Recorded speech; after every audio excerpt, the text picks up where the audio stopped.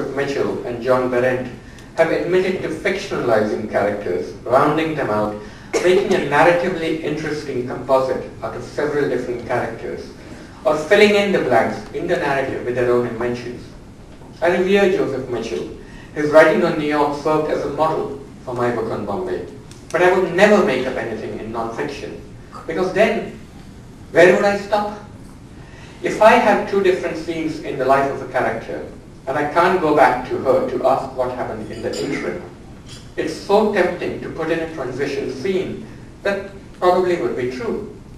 But then, if I made that scene up, what stops me from making the whole damn thing up? Writing fiction, I think, helps you know the limits of non-fiction. The exercise of invention keeps you honest when, at another time, at the same desk, you're retelling facts. Both fiction and non-fiction, at the most essential level, are about this: the human being struggling underneath the foot of history, personal and political. In Hindu mythology, Shiva dances on one foot with a circle of flame around him, and underneath his foot is a dwarf struggling to get out from beneath the massive foot of history. History is in his control and out of his control. And it is that struggle that we as writers witness and document. So it's essential for a writer to understand both the global issues such as trade policy and the clash of civilizations that affect the individual sitting in a slum room in Bombay, and such personal things as his love life or his favorite song. It's an exhilarating moment when the human being escapes the history set out for him.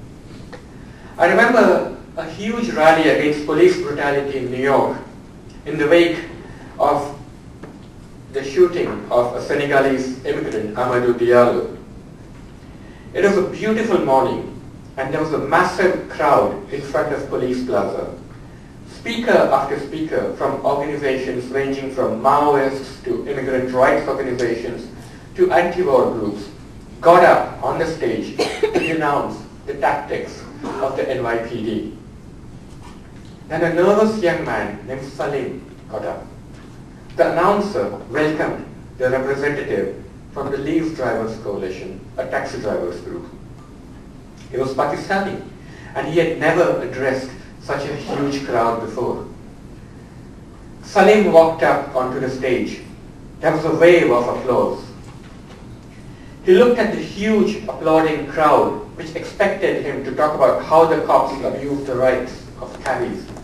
And Salim felt empowered like never before in his life. So he began speaking. I am gay. There was an astonished pause. And then an even louder round of applause, including from the cops in front of Police Plaza. I'm gay, Salim said over and over. He had just come out as he never could in Pakistan. And he had just addressed what was most powerfully human about himself. For me as a writer, it was a beautiful moment to watch, because Salim had just stepped out from under the foot of his personal history, out from under the burden of the message he was expected to deliver. It was a novelistic moment, but I didn't have to make it up. I just had to be there to do my dharma. The climate is right for non-fiction. The New York Times Book Review and the Atlantic magazine have both announced that they will be focusing on non-fiction. I think it's still a form which is young and has more possibilities than the novel. It seems to match our current hunger for information. As a boy in India, I used to read best-selling novelists like Arthur Haley and James Mitchenham, not so much for the stories as for the information contained in their tomes. There were not so much novels as research papers put together by teams of assistants, and through them I learned all kinds of interesting facts about the automobile industry, the history of Hawaii, and the inner workings of air traffic control. But then I grew up and learned the limits of information for its own sake. The writer Amitav Ghosh once told me that after extensive amounts of journalistic research in preparation for writing his fictions, he deliberately inserts errors of facts in the final document. He wants his novels to create their own world, not simply reflect an existing world. It reminds me of an old Indian folk tale about a sculptor who set out to create the most perfect idol of Shiva ever made. After many years, when he'd finished his task, he stood in front of his creation and marveled.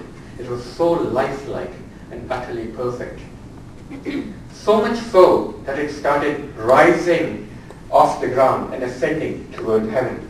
It was too perfect to be material. As it floated up, the sculptor picked up a stone and hurled it at the statue, nicking it slightly in its left toe so that, flawed, it came back down to earth. After 9/11, the dramatic value of the real seems to have overwhelmed our capacity to invent new things. What could you make up that could compete with the image of two giant planes slamming into two giant towers and the entire world changing as a result? All these Al-Qaeda and Iraq books are going to do well because people have a need to understand the changed world because their survival is at stake. Non-fiction will continue to outsell fiction in the near future. But it should deliver the pleasures of fiction. I think every journalist should take a short story writing course, at least one semester of it, to understand how to structure narrative, how to structure sentences. Because ultimately, people are reading not just for information, they're entitled to derive pleasure from the text. And that is what great non-fiction writers such as A.J. Liebling understood. It's got to have a poetry to it. It's got to have the narrative momentum of a novel. And it's got to be absolutely and solidly researched as much as the best PhD dissertation. In the end, my dharma as a journalist and my dharma as a novelist are one and the same. It is to tell the truth. As the Czech poet Jaroslav Seifert noted, for anybody else, not to tell the truth can be a tactical maneuver.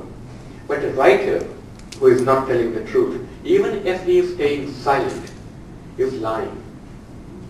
And telling the truth means bearing witness to our terrible times. It is the dharma that the Russian poet Anna Akhmatova best described at the beginning of her greatest poem, Requiem.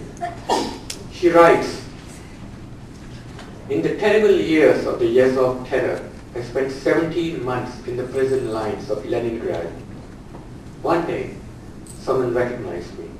Then a woman with lips blue from the cold standing behind me, who had never heard me called by my name before, came out of the stupor so common to us all and whispered in my ear." Everyone spoke in whispers there. "Can you describe this?" And I answered, "Yes, I can." Then something that looked like a smile passed over what had once been her face. So that's my response to Arundhati Roy. I can describe this. I may not, by myself, be able to get justice for the people being tortured, but I can describe this. Thank you.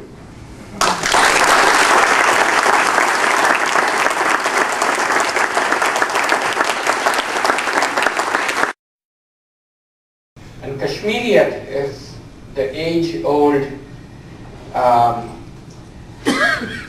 philosophy of Kashmir, which was host to three great religions, Islam, Hinduism, and Buddhism. The Nagarjuna conference, or the great religious conferences of the medieval age, was held in Kashmir. The greatest Kashmiri poet is a woman named Lal Deg, and every Kashmiri knows her poems by heart, but nobody knows whether she is Hindu or Muslim.